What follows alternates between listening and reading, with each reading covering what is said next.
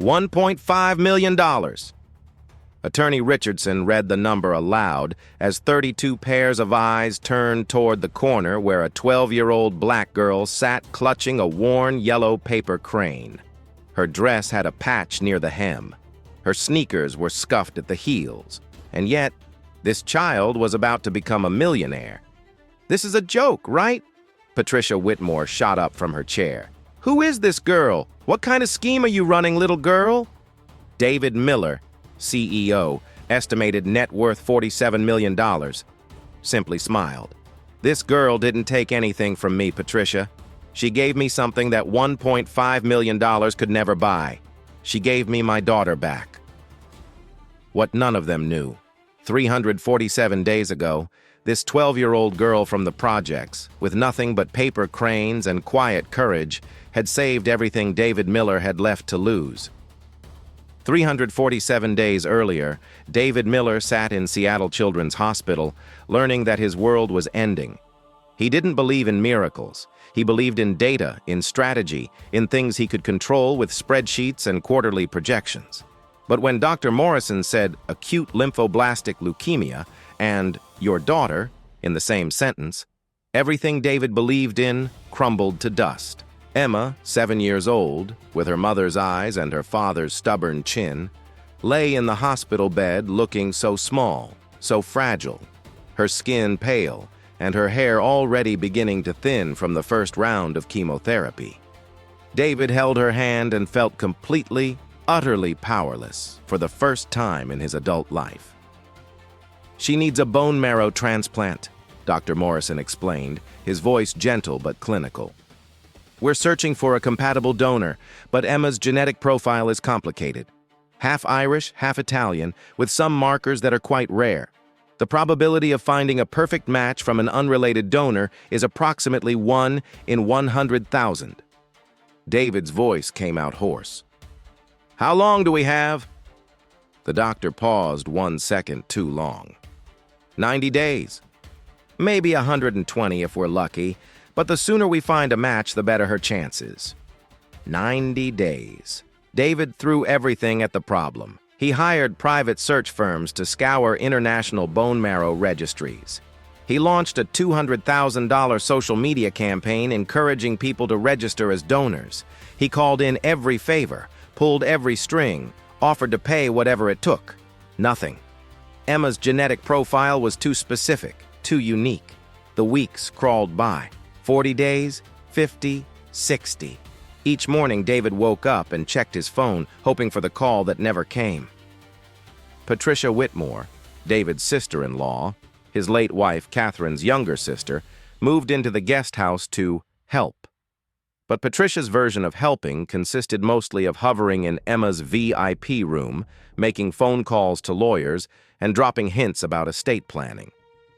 David, we should talk about what happens if, she'd begin, and David would walk away before she could finish. He didn't have the energy to hate her. He barely had the energy to breathe. 4 miles south of the gleaming hospital, in the Rainier Vista housing project, Zoe Williams woke at 5:30 a.m. like she did every morning. The 2-bedroom apartment had peeling paint on the ceiling and a kitchen faucet that dripped no matter how hard you turned it. Grandma Ruth, 68 years old, diabetic, arthritic, but still the strongest person Zoe knew, was asleep in the back room. Zoe tiptoed to the kitchen and started breakfast. Oatmeal with half a banana, half for Grandma, half for her. Lunch would come from the school's free meal program. Dinner would be rice and black beans, Grandma's specialty. They survived. Barely, but they survived. Zoe's mother had died 2 years ago. Breast cancer, the same disease that had taken her great-grandmother. No good insurance, no money for proper treatment, just a slow fade in a county hospital bed while Zoe sat beside her, folding paper cranes. Her mother had told her the Japanese legend, fold 1,000 cranes and you get 1 wish. Zoe had folded 847 before her mother slipped away. She kept them all in a shoebox under her bed, counting them sometimes at night like she was counting the days she'd had with her mom. 153 cranes short of a miracle. She'd never finished. Her father? Zoe didn't talk about him. He'd left when she was 5, dropping a $20 bill on the kitchen table with a promise to come back. 7 years later, that $20 was long spent, and the promise remained as empty as the chair at their dinner table. Zoe learned early that adult promises were cheaper than the paper she used to fold cranes. So she stopped believing in promises. She only believed in actions, in showing up, in being there, in doing what you said you'd do. Every Saturday, Zoe took the 7:15 a.m. bus 40 minutes across town to visit Marcus Thompson, a 74-year-old black man from her apartment building who had kidney failure and no family to speak of.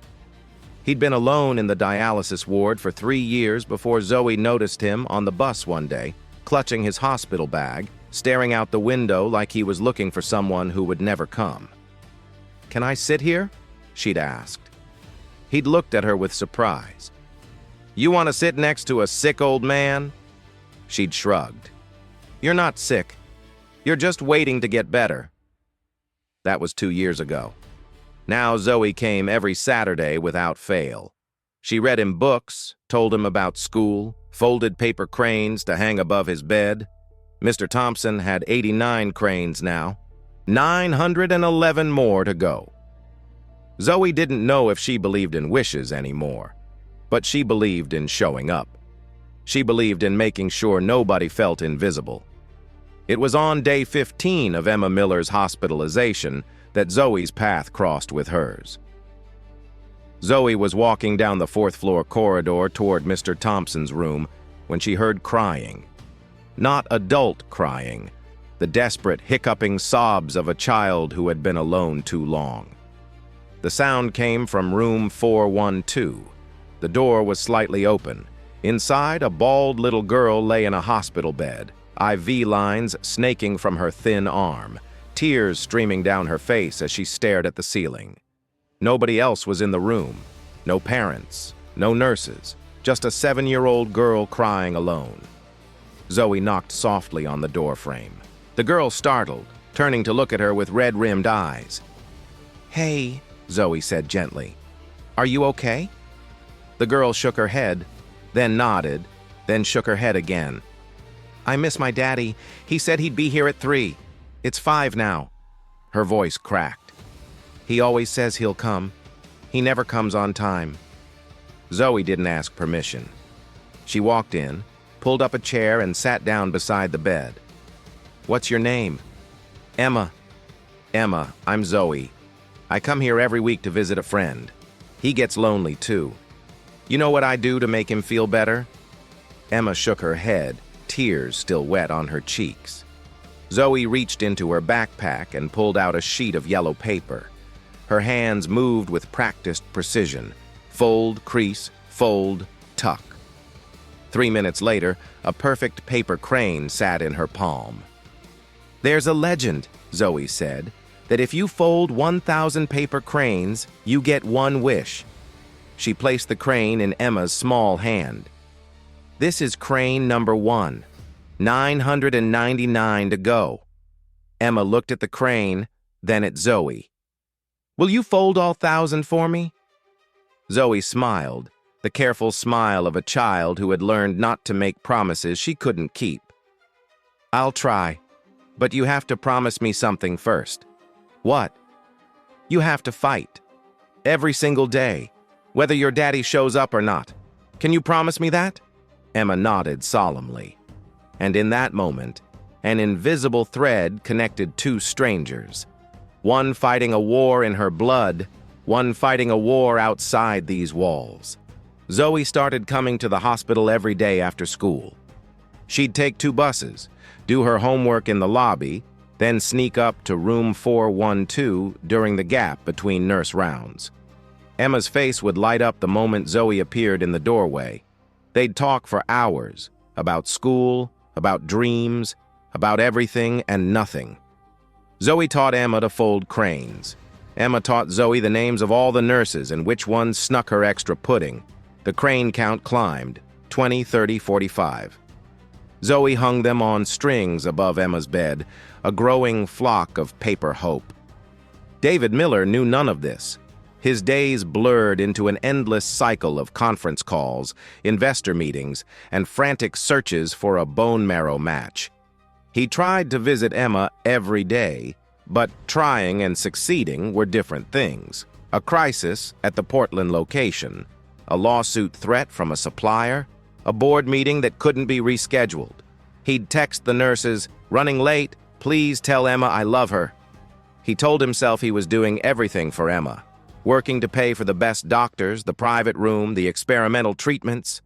But the truth was, his daughter was spending more time with a stranger than with him. Patricia Whitmore noticed Zoe before David did. She'd seen the girl slipping through the corridors, her worn clothes and scuffed shoes marking her as distinctly out of place among the hospital's affluent visitors. Patricia watched. Patricia waited. And on day 46, Patricia struck. "Excuse me."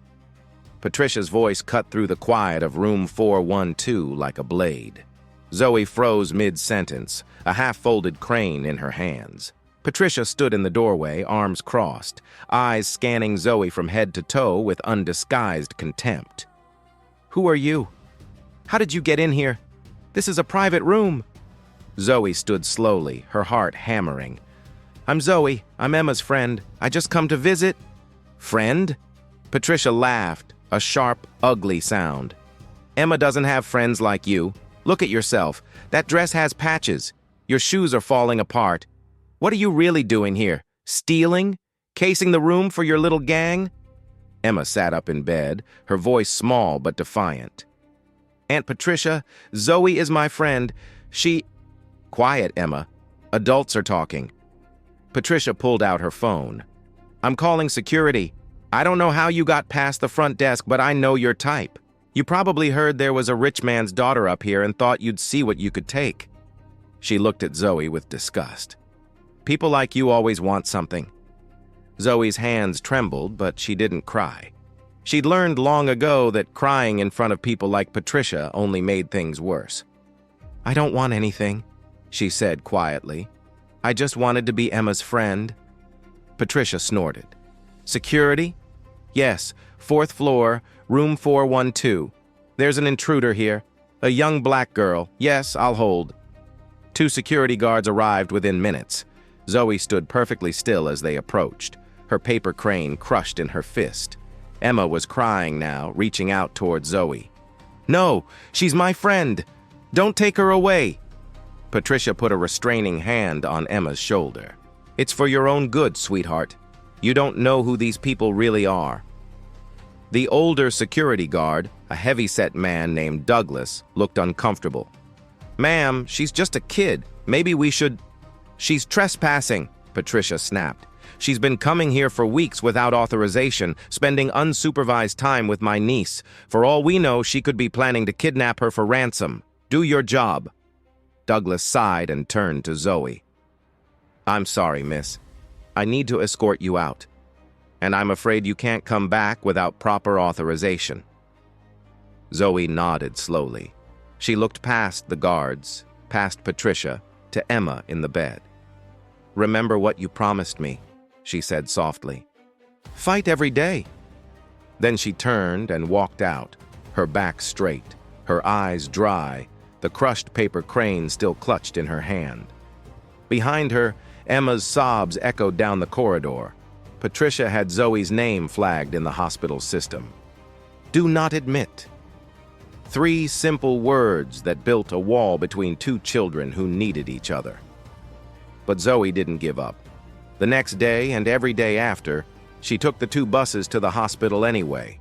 She couldn't go inside, but she found Emma's window from the outside. 4th floor, 3rd from the left.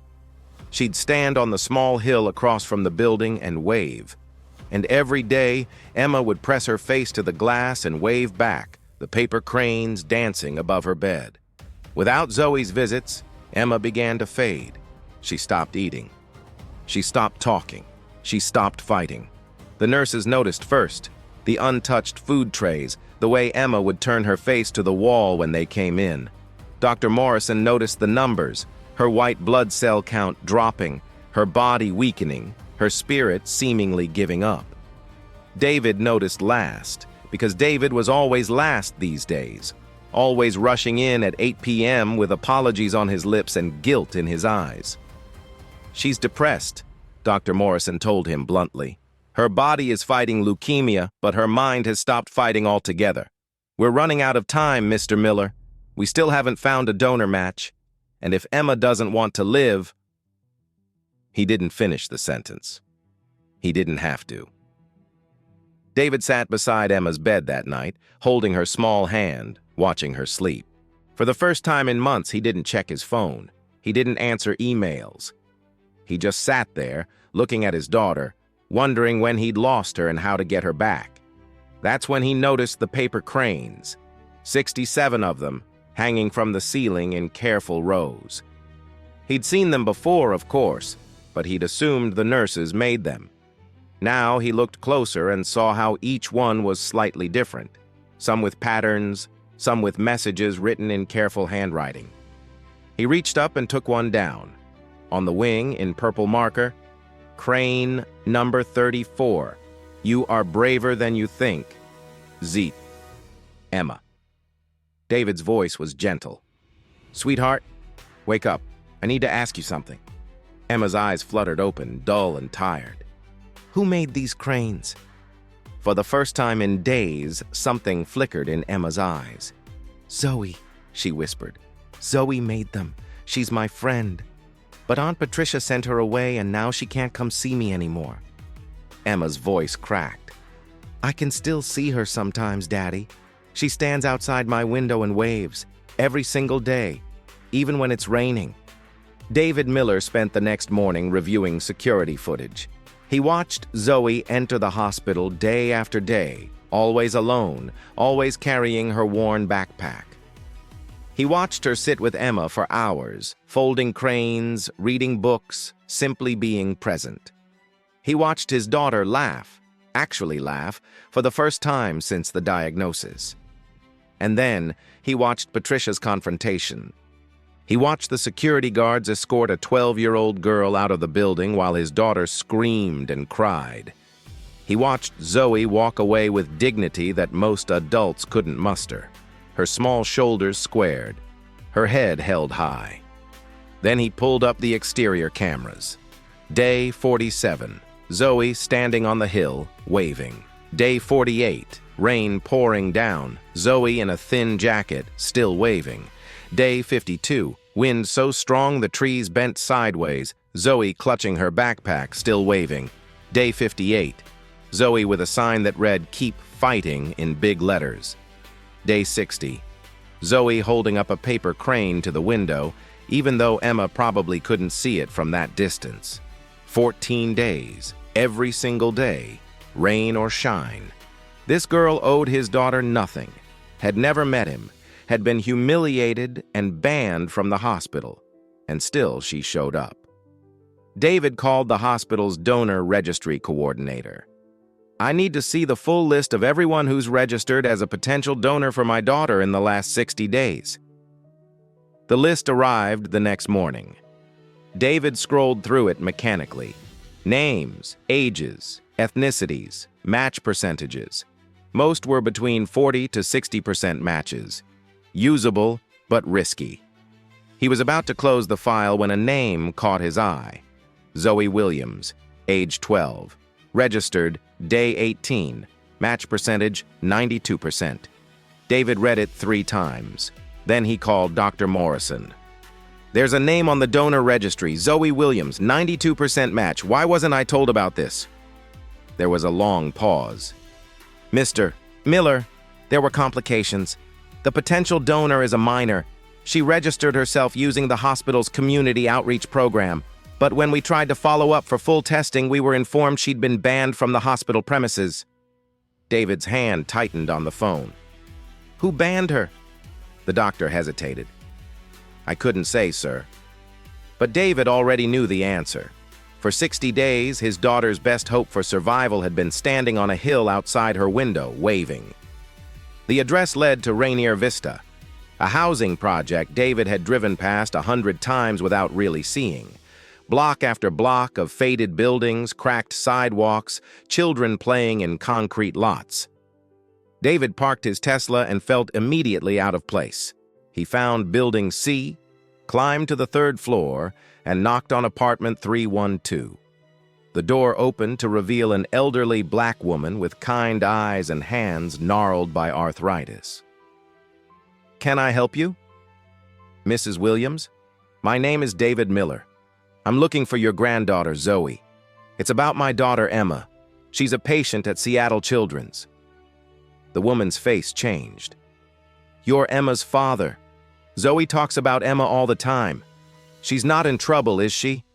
That woman at the hospital, she said Zoe was trespassing, but my grandbaby would never—" "She's not in trouble," David said quickly. "Mrs. Williams, may I come in? I need to talk to you about something important. Something that could save my daughter's life." Ruth Williams led him into the small apartment. David noticed the peeling paint, the dripping faucet, the careful cleanliness that couldn't hide the poverty. On the kitchen table, a stack of yellow paper and a half-folded crane. On the wall, a photo of a young woman who must have been Zoe's mother, smiling, healthy, alive. Ruth made tea with slightly trembling hands while David explained about the bone marrow match, about what it would mean for Emma, about what he was asking of a 12-year-old girl who owed him nothing. When Zoe came home from school that afternoon, she found her grandmother and a stranger sitting at the kitchen table. She recognized him immediately from Emma's photos. "You're Emma's dad." David stood. Up close, she was even smaller than she'd looked on the security footage. This child, this tiny girl from the projects with her patched dress and her paper cranes, was the only thing standing between his daughter and death. "Zoe, David's voice caught. He was a CEO. He negotiated million-dollar deals without blinking. But standing in front of this 12-year-old, he couldn't find words. "I watched the security footage. I saw what you did for Emma. I saw you standing outside her window every day in the rain. I saw the cranes. I saw everything, and I saw that you registered as a bone marrow donor. You're a 92% match, the best match we've found anywhere in the world." Zoe's expression didn't change. "I know. I registered the day after I met her." "You knew? This whole time?" "The hospital sent a letter. Said they needed my grandma to sign some papers for more tests." Zoe looked at her grandmother, then back at David. "We tried to go back, but the lady at the desk said I was banned. Said if I came back, they'd call the police." David felt something crack inside his chest. This child, this brave, stubborn, extraordinary child, had found a way to potentially save his daughter's life, and his sister-in-law had slammed the door in her face. "Mr. Miller," Zoe said, her voice steady, "I don't need you to thank me. I don't need money. I don't need anything from you. I just need to know one thing." She looked up at him, her dark eyes ancient, with a wisdom no 12-year-old should possess. "If I do this, if I help save Emma, will you actually be there for her?" "Because I've been there every day for 2 months. Rain, sun, didn't matter. I showed up. Can you say the same?" The question hit David like a physical blow. He thought of all the meetings, all the conference calls, all the times he'd texted instead of visited, all the times he'd told himself he was working for Emma, when really he was hiding from the helplessness he felt, watching her fade. "No," he admitted, his voice barely above a whisper.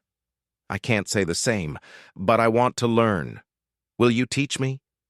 Zoe studied him for a long moment. Then slowly she nodded. "Okay, but first you need to fire that lady, the one who called security on me." A ghost of a smile crossed her face. "She's really mean."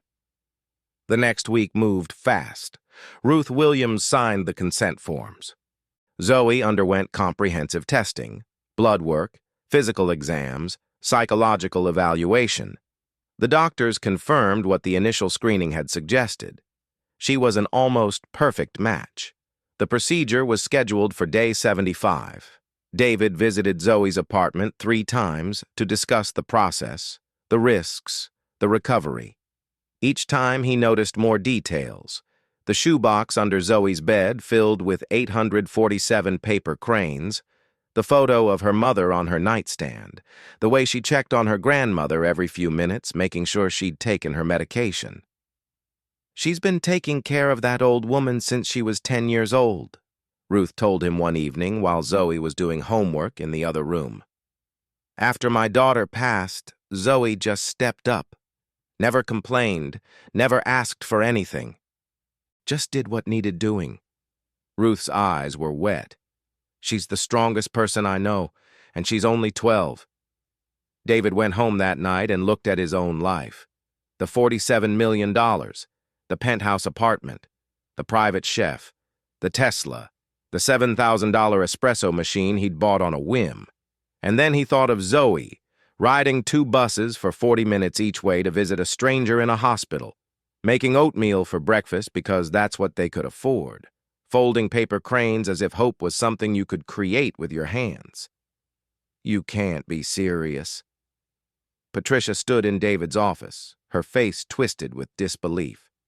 "You're letting that girl, that street urchin, undergo a medical procedure connected to Emma? David, think about this.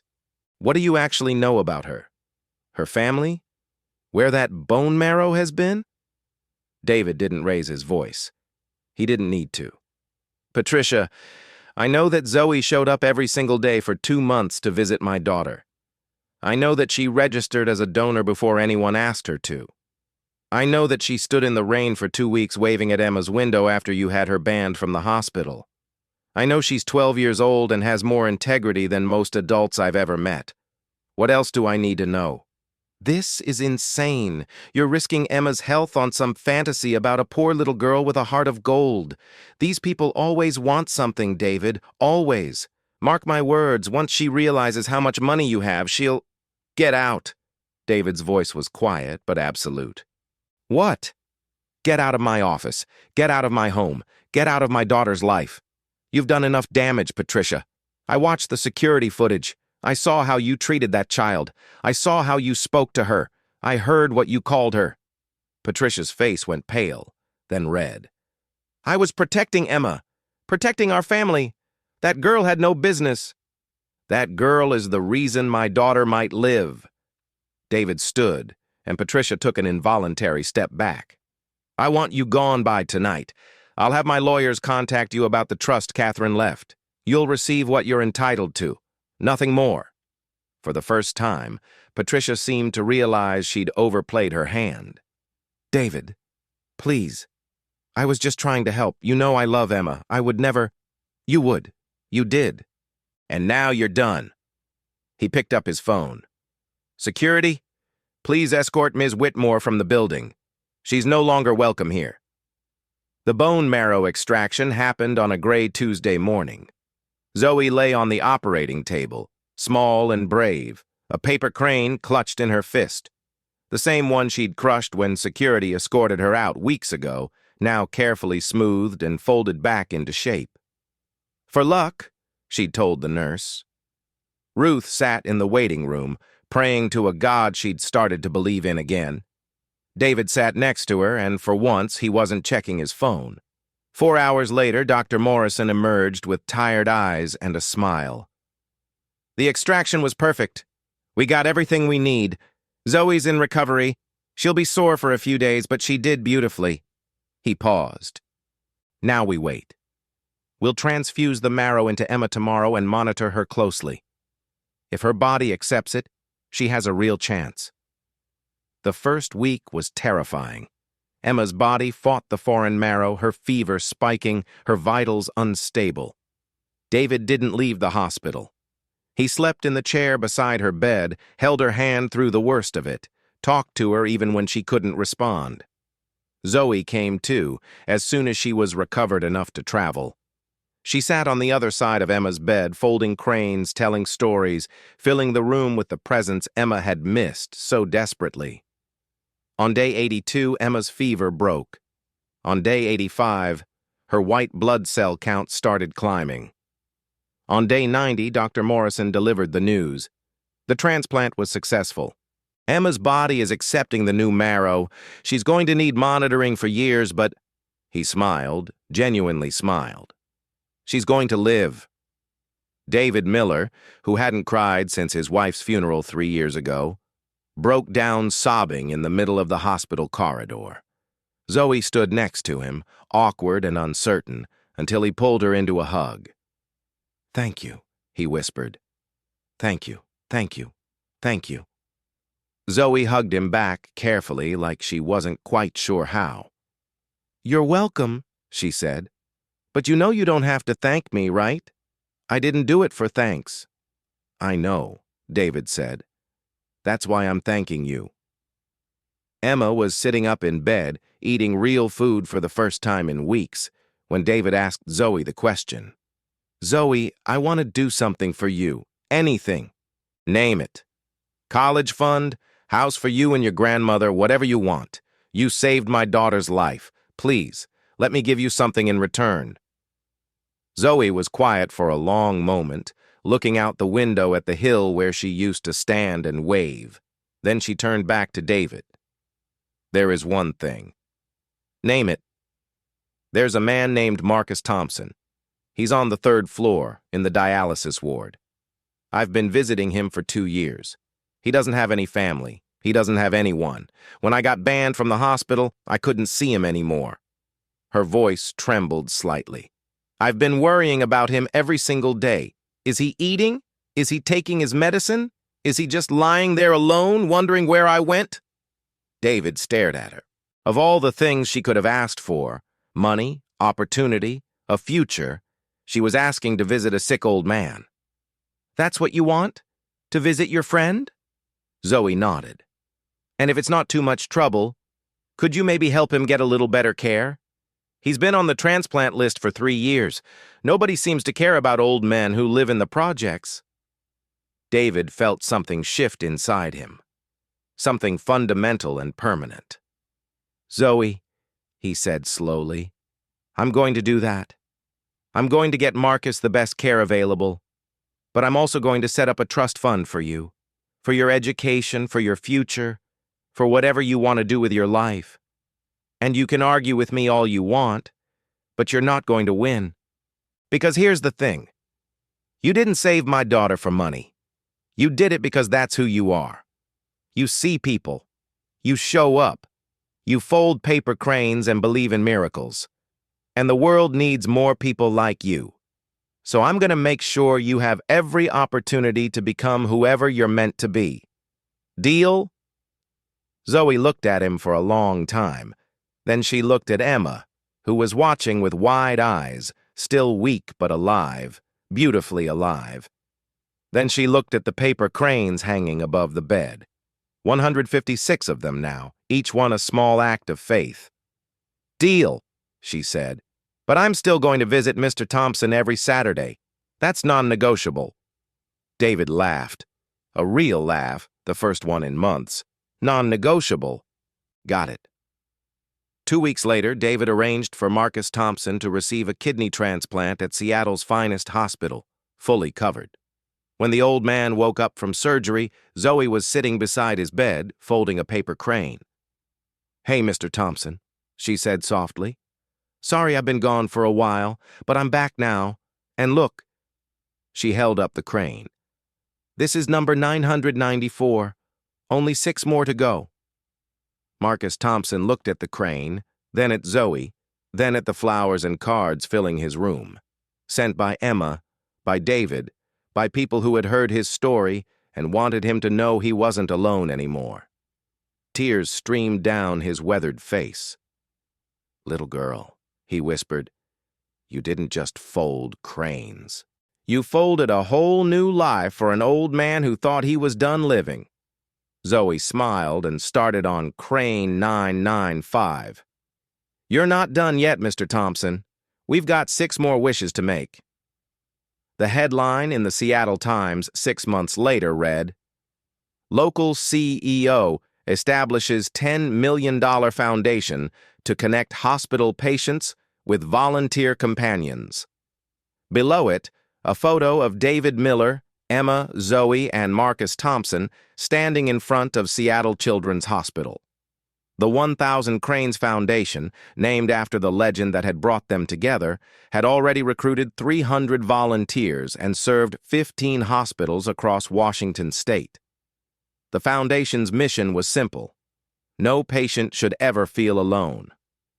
Volunteers were trained in companionship, in listening, in the simple art of showing up. They visited the elderly, the terminally ill, the children whose parents worked 3 jobs and couldn't be there. They folded paper cranes and read stories and held hands during difficult procedures. In its first year of operation, the foundation reported that patients with regular volunteer visitors had 42% better health outcomes and 67% lower rates of depression. Patricia Whitmore attempted to contest Catherine's trust, claiming David had influenced it unfairly. The lawsuit was thrown out in 3 weeks. She moved to Florida and was never heard from again, though the foundation's volunteers sometimes received anonymous donations from a P. Whitmore in Tampa, as if someone was trying to quietly make amends. Emma Miller returned to school in the fall. She was weaker than before, tired more easily, had to miss days for checkups and monitoring. But she went. And on her first day back, she gave a presentation about the Japanese legend of the paper cranes. "My friend Zoe taught me this," she told her class. "She said if you fold 1,000 cranes, you get 1 wish. I think that's true, but I also think the wishing isn't the magic part. The magic is in the folding. Every crane is a promise to keep trying. Every crane is hope you can hold in your hand," her teacher cried. 3 of her classmates asked to learn how to fold cranes. By the end of the month, Emma's 2nd grade class had folded 200 cranes and sent them to the pediatric ward at Seattle Children's. Marcus Thompson lived for another 18 months after his transplant, far longer than anyone expected. He spent those months volunteering at the foundation, talking to patients, sharing his story. "A little girl saved my life twice," he'd tell them. "Once by showing up when nobody else would, and once by teaching me that being old and sick doesn't mean you're invisible. Not if the right people are looking." He passed away peacefully on a Tuesday afternoon, Zoe holding his hand, 1,000 paper cranes hanging above his bed. In his will, written 3 months before his death, he left his only possession of value to Zoe, his mother's wedding ring, a simple gold band that had survived poverty, war, and 74 years of life. "For the girl who showed me I still mattered," the note read. "May you always see the invisible ones.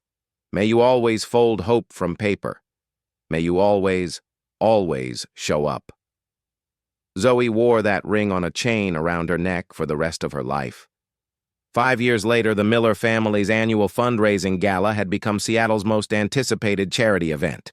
2,000 guests. $3 million raised. And at the center of it all, standing at the podium, a 17-year-old black girl with braids, a full scholarship to Johns Hopkins pre-med program, and Marcus Thompson's ring hanging against her chest.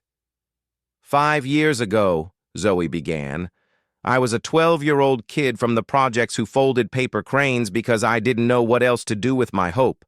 I couldn't afford to give anyone money. I couldn't fix anyone's problems. All I could do was show up.